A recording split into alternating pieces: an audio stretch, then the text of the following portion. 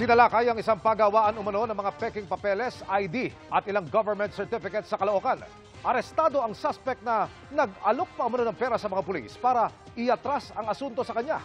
Tunghayan sa aking eksklusibong pagkita.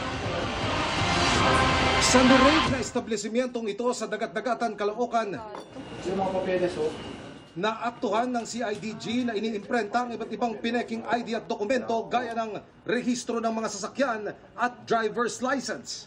And then ipapakita nila ay fake na IDs. So definitely, pagka nagkaroon ng kaso, hindi na sila matitrace because of the fake IDs. Sa kabilang printer, peking PhilHealth ID naman at COVID-19 vaccination card ang nabisto.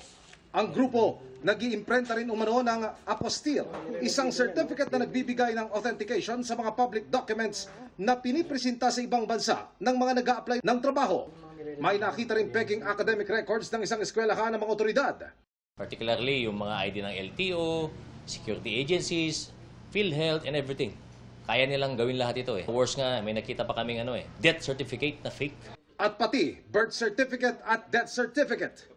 Siguro ito ginagamit ito sa mga claims nila sa mga beneficiaries nila or yung mga matagal ng patay ay gusto pa nilang makakuha ng mga benefits na gamit-gamit yung mga pangalan na yon.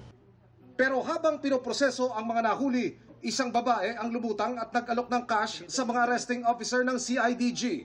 Kung pwede, ay wag nang ituloy yung inquest at aregluhin na lang niya yung kaso ng 6. In exchange, pagbibigay siya ng 50,000. Dito na sinetap ang entrapment operation. Kinuha ng suspect ang bukos na pera sa kanyang bag. Iniabot ito sa policewoman na kanyang kausap.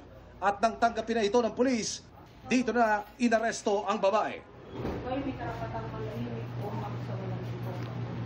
Ano ba ito No comment ang mga dinakip. Ayoko na pong sagutin. No comment. Para sa GMA Integrated News, Emil Sumangil nakatutok, 24 oras. Mga kapuso, samahan nyo kaming tumutok 24 oras. Bisitahin at mag-subscribe sa GMA Integrated News sa YouTube. Sa mga kapuso abroad, bisitahin ang GMA Pinoy TV at www.gmanews.tv.